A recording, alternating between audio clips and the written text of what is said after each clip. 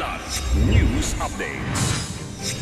Mga balita ngayon, kapitan ng barangay na namaril sa araw ng halalan sa Silay, Negros Occidental kinasuhan na matapos sumuko. 4 na Pinoy seafarers iniimbestigahan pa sa South Korea, 16 nakauwi na matapos ang 2 toneladang cocaine bust. 3 huli sa iligal na LPG refilling sa Bulacan. Halaga ng nasabat umabot sa 6.3 million pesos. Ako po si Cesar Soriano para ihatid ang mga nangungunang balita sa buong kapuluan ngayon.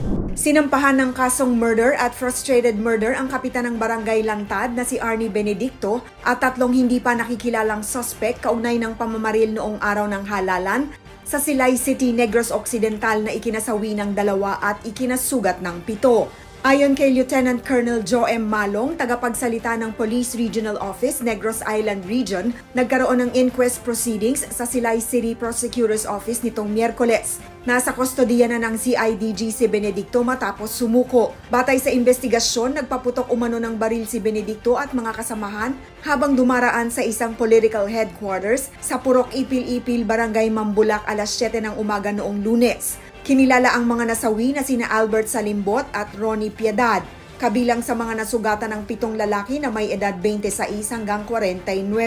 Itinalaga na si Colonel Reynerio de Chavez upang manguna sa Special Investigation Task Group Silay.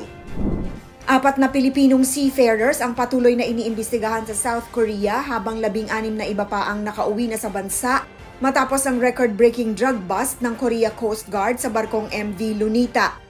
Ayon kay DMW Secretary Hans Leo Kakdak, may legal at psychosocial assistance na ibinibigay sa mga sangkot. 2 sa 4 ay arestado habang ang 2 ay persons of interest. Ang 16 na repatriated crew ay dumating noong May 11 at 12 at sinalubong ng DMW OWA team bago itinurn over sa kanilang manning agency para sa debriefing. Mahigit 2 toneladang hinihinalang cocaine ang natagpuan sa engine room ng barko noong April 2 sa Okye Port, Gangneung sa tip mula sa FBI at Homeland Security. Itinuturing ito bilang pinakamalaking drug seizure sa kasaysayan ng South Korea.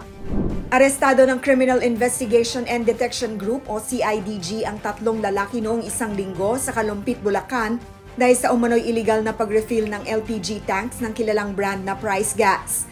Nangyari ang operasyon ng CIDG Regional Field Unit 3 at Bulacan PFU kasama ang Kalumpit Police at kinatawan mula sa Price Gases Inc. sa bisa ng search warrant laban sa Gas Flow LPG Distributor Corporation sa Barangay Longos.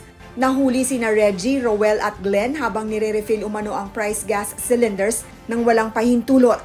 Sinasabing pininturahan din ng kumpanya ang mga tangke upang takpan ng orihinal na marka bago ito ibenta.